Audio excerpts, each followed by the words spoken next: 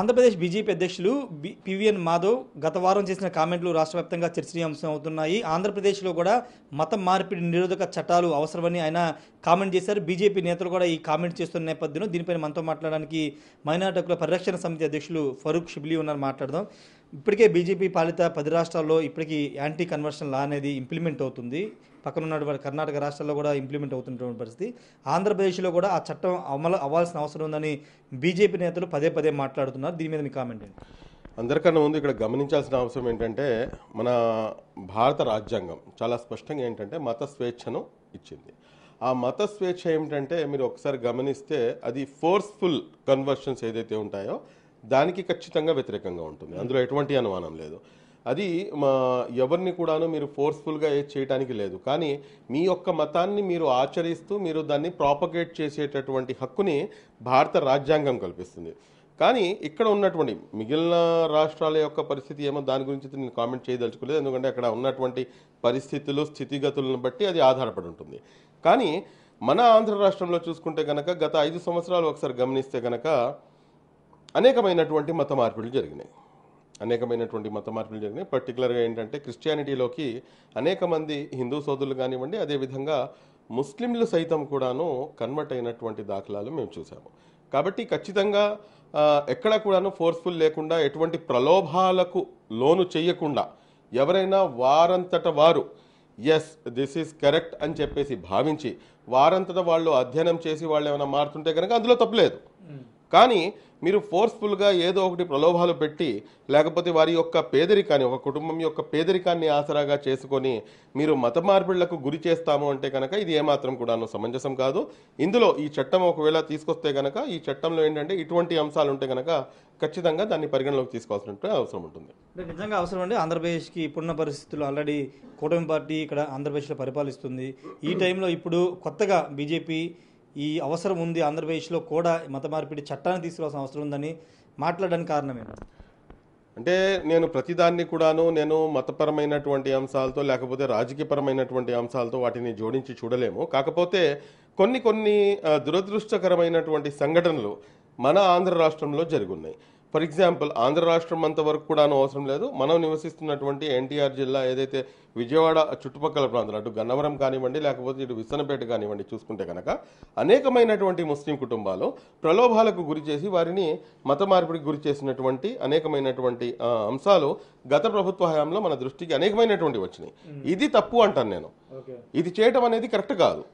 మీరు ప్రలోభాలకు గురి చేసి మీరు మత మార్పిడికి గురి చేస్తామంటే కనుక ఈ సంబంధించింది. అదేవిధంగా మీరు చూసుకుంటే కనుక ఇస్లాం మతం ఏమిటంటే చాలా స్పష్టంగా లా ఇక్రాఫ ఫిద్దీన్ అంటే దీనిలో ఇస్లాంలో ఏదైతే మతాన్ని నేను ఆచరిస్తున్నానో ఆ మతం చెప్తున్నటువంటి మాట ఏమిటంటే ఈ మతంలో ఎటువంటి జబర్దస్తి లేదు. అంటే ఎటువంటి ప్రలోభాలకు గురి చేసి నేను ఒకరిని కనుక నేను మత మార్పిడులకు గురి చేసినా లేకపోతే వాళ్ళకి జబర్దస్తి చేసి వాళ్ళని ఇచ్చేసి వాళ్ళని తీసుకొచ్చి నేను మత మార్పిడి చేసినా కానీ నేను దాని నుంచి నేను బయటకు వెళ్ళిపోయిన వాడిని అవుతాను. అంటే నేనే ఇస్లాం మతం నుంచి బయటకు వెళ్ళిపోయిన వాడిని అవుతాను. కాబట్టి జబర్దస్తిగా ప్రలోభాలకు గురి చేసి ఇటువంటి పని చేయటం అనేది ఏమాత్రం కూడాను సమంజసం కాదు. మైనార్టీ హక్కుల పరిరక్షణ సమితి అయితే రాష్ట్ర ప్రభుత్వాన్ని ఒకవేళ ఇటువంటి చట్టాలు ఏమైనా తీసుకొస్తుంటే కనుక ఖచ్చితంగా ఏంటంటే ఎవరైనా వారంతట వారు ఇది కరెక్టు, ఈ మతం కరెక్టు, దీంట్లోకి నేను వెళ్ళదలుచుకుంటున్నాను ఏదైతే రాజ్యాంగం వారికి ప్రసాదించినటువంటి హక్కు ఉందో ప్రతి మతాన్ని కూడాను వారు గౌరవించాలి, వాళ్ళు ఆచరించవచ్చు. ఆ యొక్క ఏదైతే ఆ హక్కు ఉందో ఆ హక్కుని పాలద్రోలకుండా ఆ హక్కుని సైడ్ ట్రాక్ పట్టకుండా మీరు ఏం చట్టాన్ని తీసుకొచ్చినా కానీ దాన్ని స్వాగతించేటటువంటి పరిస్థితి ఉంటుంది. అంటే ఒకవైపు పవన్ కళ్యాణ్ సనాతన ధర్మం తీసుకోవడం కానీ ఇప్పుడు బీజేపీ నేతలు కొత్తగా మత మార్పిడి చట్టాలను ఈ అంశాలను తీసుకురావడం ద్వారా ఏమన్నా ఆంధ్రప్రదేశ్ సంబంధించి ఏంటండి? పవన్ కళ్యాణ్ గారు సనాతన ధర్మం తీసుకున్నారంటే కనుక ఇంతకుముందు ఏమైనా క్రిస్టియానిటీలో ఉన్నారా లేకపోతే ఆయన ఇస్లాం మతంలో ఉన్నారా? ఆయన ఫస్ట్ నుంచి కూడాను హిందువే కదా ఆయన. కాబట్టి ఇక్కడ ప్రతి అంశాన్ని కూడాను నేను రాజకీయం చేయదలుచుకోలేదు, రాజకీయ కోణంలో నేను చూడదలుచుకోవట్లేదు. బీజేపీ ఎస్టాబ్లిష్ అవ్వాలి అని చెప్పేసి ఇటువంటి చట్టాల గురించి తీసుకొస్తున్నారంటే కనుక నేనైతే అది కరెక్ట్. సమాజంలో సంస్కరణ జరగాలి. బీజేపీ అయితే ఏంటంటే మత ఆధారంగా మత రాజకీయాలు చేయడంలో అందరికన్నా టాప్ పొజిషన్లో ఉంటుంది. ఎటువంటి అనుమానం లేదు. కానీ ఈ అంశంలో పర్టికులర్గా చూసుకుంటే కనుక మా యొక్క దృక్కోణం దీన్ని చూసేటటువంటి అంశం దీన్ని ఈ విధంగా ఉంటుంది. అంటే గతంలో ఎప్పుడు లేని విధంగా ఇప్పుడు పవన్ కళ్యాణ్ కానీ బీజేపీ కానీ ముందుకు వెళ్ళడానికి కారణాలు ఏంటి అనుకుంటున్నారు? అంటే గతంలో లేదు అంటే కనుక గతంలో అధికారంలో లేరు కాబట్టి వాళ్ళు ఏదైతే చెప్పారో ఎవరిని కన్వర్ట్ చేయాలనుకుంటున్నారో ఎవరిని ఏ రకంగా ప్రలోభాలకు గురి చేయాలో ఆ రకంగా ప్రలోభాలకు గురి చేస్తాము, ఆ రకంగా మేము ఏంటంటే మేము ఇష్టారాజ్యంగా మేము ఏమైనా చేస్తాము అని చెప్పేసి అనుకుంటా ఉండేది కరెక్ట్ కాదు కదా. ఇప్పుడు ఒకవేళ దాన్ని కట్టడి చేయాలి లేకపోతే ఇటువంటి ఏదైతే ప్రాపగేషన్ ఉందో దీన్ని కట్టడి చేయాలి అని చెప్పేసి ఒకవేళ ప్రభుత్వం భావిస్తే కనుక అది మంచి శుభపరిణామమే అని చెప్పేసి అనుకుంటాను నేనైతే. ఫైనల్గా కూడా చెప్పండి, ఇప్పుడు ఒకవేళ రాష్ట్ర ప్రభుత్వం కానీ ఆ నిర్ణయం తీసుకుంటే అన్ని మతాలకు సంబంధించినటువంటి ప్రతినిధులతో చర్చించి నిర్ణయం తీసుకుంటే బాగుంటుందా ఏంటి సార్? ఏ అంశమైనా కూడా కానండి, మీరు చట్టాలు మీరు చేసుకున్నంత మాత్రాన ఏది కూడా కుదరదు. చట్టాలు ఏంటంటే నిజంగా అవి అమలు జరగాలంటే కనుక క్షేత్రస్థాయిలో ప్రజలు దాన్ని ఆమోదం చేయాలి. ఆమోదం పరిస్తేనే అప్పుడే ఆ చట్టాలు ఏంటంటే ప్రజల్లోకి తీసుకెళ్ళవచ్చు. కాబట్టి ఖచ్చితంగా ఇటువంటి ఏమైనా సున్నితమైనటువంటి అంశాల్లో కనుక మీరు తీసుకోవడానికి అనుకుంటే కనుక ఇంకా అనేకమైనటువంటి పెద్ద పెద్ద సంస్థలు ఉన్నాయి.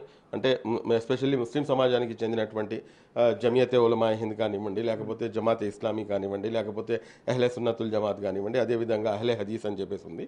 ఇటువంటి వాళ్లతో కూడాను అదేవిధంగా క్రైస్తవుల్లో సైతం కూడాను అదేవిధంగా మన సనాతన ధర్మంలో ఉన్నటువంటి హైందవుల్లో పెద్ద పెద్ద పీఠాధిపతులు ఎవరైతే ఉన్నారో వాళ్ళందరినీ కూడాను పిలిచి కూర్చోబెట్టి వాళ్ళందరినీ కూడాను ఒక ఏకాభిప్రాయంపై తీసుకొచ్చి దాని తర్వాత ఇటువంటి చట్టాలను తయారు చేయడం కానీ లేకపోతే ఇటువంటి చట్టాలను అమలు చేయాలని చెప్పి చూడాలన్నా కానీ ఒక ఏకాభిప్రాయాన్ని సమాజంలోకి తీసుకొచ్చి చేస్తే మటుకు ఖచ్చితంగా అది అమలు అవుతుంది. గత ప్రభుత్వ హయాంలో భారీగా మత మార్పులు జరిగినాయని మీరు కామెంట్ చేశారు. ఎందుకు ఆ కామెంట్ చేయాల్సింది? నిజంగా జరిగిందా గత ప్రభుత్వం? ఏమంటే ఎవరి మీదైతే ఎవరైతే దాన్ని అనుభవిస్తారో వారు మాత్రమే. మీకు నాకు మీరు ఆధార్ కార్డులతో పాటు మీరు ఇంటి అడ్రస్లతో పాటు అన్ని సమర్పించమంటారా? అన్ని సమర్పించడానికి సిద్ధం. కాకపోతే ఇది సున్నితమైనటువంటి అంశం కాబట్టి నేను ఏ రోజున కూడాను దాని గురించి పెద్దగా ప్రస్తావించలేదు. కానీ ఎప్పుడైనా కానీ మీరు ఎక్కడైనా కానీ విన్నారా? మీరు పర్టికులర్గా మీరు నన్ను ఇంటర్వ్యూ చేస్తున్న వారు మీరు ఎక్కడైనా విన్నారా ముస్లింస్ లోకి మారినట్టుగా మీరు ఎక్కడైనా విన్నారా? చెప్పండి, విన్నారా? ఎక్కడైనా విన్నారా?